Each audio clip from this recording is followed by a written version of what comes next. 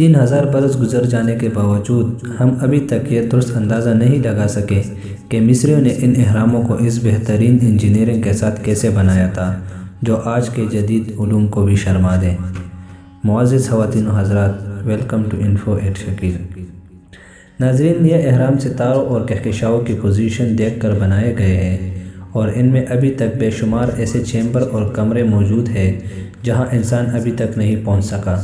یہ بلا شبہ انسانی عقل و دانش کا بہترین نمونہ ہے اور بادشاہوں کی شان کے عین مطابق ہے۔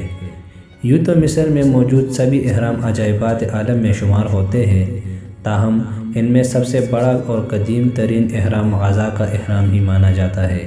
اس اہرام میں مصریوں کے عظیم بادشاہ خوفو کی ممی موجود ہے۔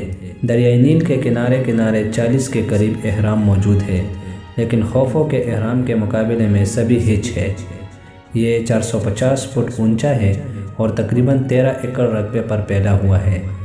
اسے بہت نفاست کے ساتھ کٹے ہوئے پتھروں کی مدد سے بنایا گیا ہے۔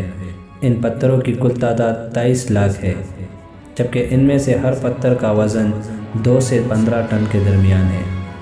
نپولین کے ماہرین تعمیرات نے اس عجوبے کو دیکھا تو ششدر رہ گئے تھے۔ انہوں نے حساب لگایا کہ جتنا سامان اس اہرام کی تعمیر میں استعمال کیا گیا تھا، اس سے فرانس کے گرد ایک دیوار تعمیر کی جا سکتی ہے جو 3 گز اونچی اور 1 گز چوڑی ہو۔ یہ اہرام سیاحوں کی خصوصی توجہ کا مرکز ہے اور ہر برس لاکھوں افراد ان شاہکاروں کو دیکھ کر انسانی عقل و فن کے معترف ہو جاتے ہیں۔